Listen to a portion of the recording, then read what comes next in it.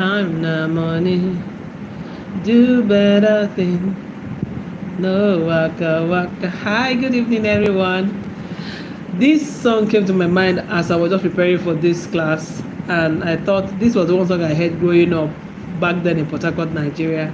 Time na money, like time is money, real money, and in this case, it's not just money; it's actually your pathway to making wealth.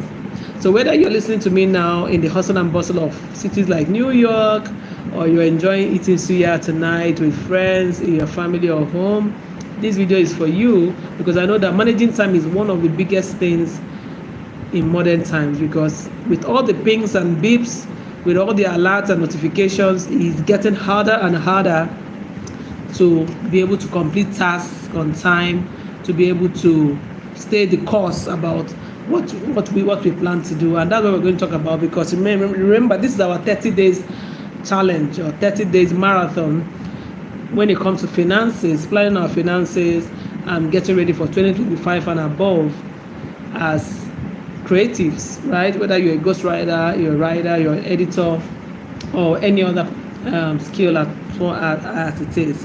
My name is Chisom Mutibiaka. If today is your first time, welcome. This is my channel, and this is where I share everything about money, opportunities, and business for creative, especially from Africa, but it's not limited to us in Africa, right? And I'm teaching everything I'm learning, and this 30 days course or challenge till the end of the year is to help us get into shape when it comes to our finances, so that we can break even and break all the glass ceilings we have set for ourselves, because why not, right? So today we are talking about time management, which is something that is very important. See, time and how you manage it determines how much money you can make. We are going to look at the first segment about some of the things that are stealing our time, so that we can deal with it first. So we're focusing on what are high income tasks. Now let's play a little game. If you know somebody who is or let me say, if you yourself are paid like $10 per hour to be able to write stuff, right? And you're a writer, you're a good writer, but scrolling through Instagram for that 1 hour doesn't pay you anything, which task will you prioritize? No brainer. You will want to write the stuff, right? So it's the same way that most time we waste a lot of time doing tasks that are not money bringing. A friend of mine used to say, focus on marketing activities as a business owner or as a freelancer, and that's so true. Because look at it, for example, if you're a ghostwriter and editor, your high income tasks, you must be able to know what are your high income tasks and what are your low income tasks, so that you can focus on your high income tasks. Your high income tasks are things like pitching to clients, sending out that letter you wanted to do, making that business call, the actual writing, if you have been contracted to write, the actual writing itself and being able to deliver it in record time, putting out a marketing post on social media, going out to network and meet more people who may need your services. These are all high income tasks, but there are other tasks that we focus on every day that sometimes are robbing us of income. And those are things that we need to also look at tonight. So looking at how we have identified our high income tasks, what are the low income tasks that sometimes we waste our time doing? For instance, if you're a writer and you waste your time after writing to over edit when you could actually just outsource that part to an editor to do, all right? Like an editor like me, I'm both a writer and editor, though, even though I like to think I'm good at both, but that's the truth, right? Maybe I think from practice.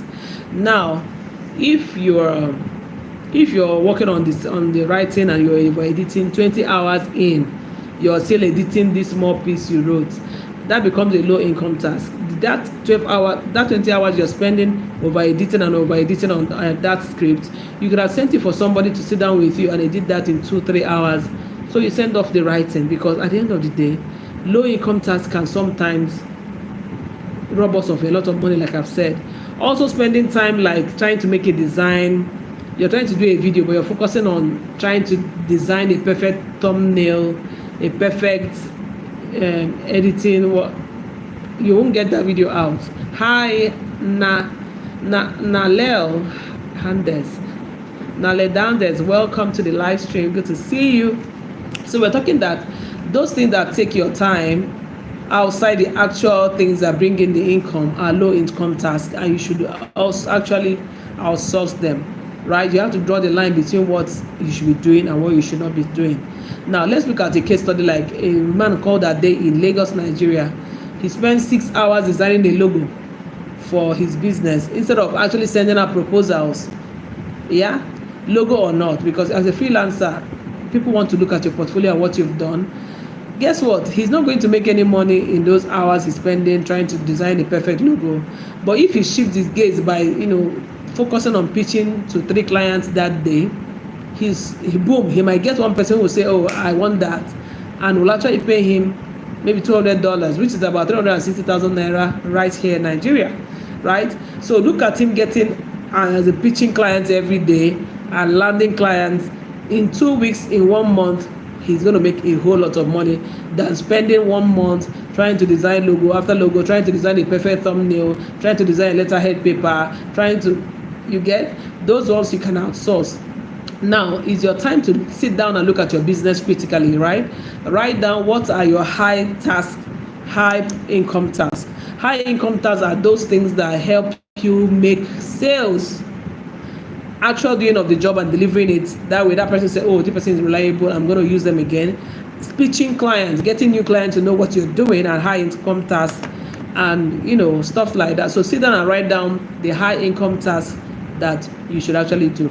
Writing that content and put it on social media and calling to action for people to take your services are high income tasks. Marketing activities in a whole are high income tasks. So write the high income tasks by your own type of business that will help you fast track. Because see, those are things that when you identify them, you block out a large chunk of time every day to focus on them. Okay, now let's look at the second segment.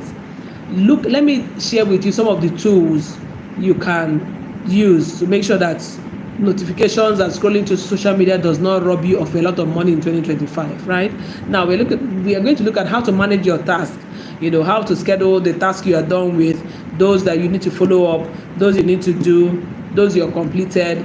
A task management tool I can think of is Trello. Trello. Trello is a good tool to use to manage your project. Imagine waking up one day and your client is the one calling you and saying, oh my God, you were supposed to have sent me my work yesterday, and you are not even aware that you were supposed to have submitted it. For instance, as a freelancer, you're making people lose trust in you, and those kind of person will not be able to recommend someone to your services, right? So use Trello to manage your project, and it's very easy to use and all that. Even as much as WhatsApp is, I use WhatsApp to try to put my clients in segments. Sometimes I use WhatsApp labels and all of that. So you have to think of it, a tool that you can access easily and can help you. 2025 is not a time to do business as usual, right? Now also, if as an editor, even with AI and all that, you can easily let these tools like Grammarly do the whole typo corrections for you while you're focusing on editing storyline, editing logical flow and all of that, right? The other parts like the proofreading, typos and all that, Grammarly can do that for you, and some other tools as well. So why not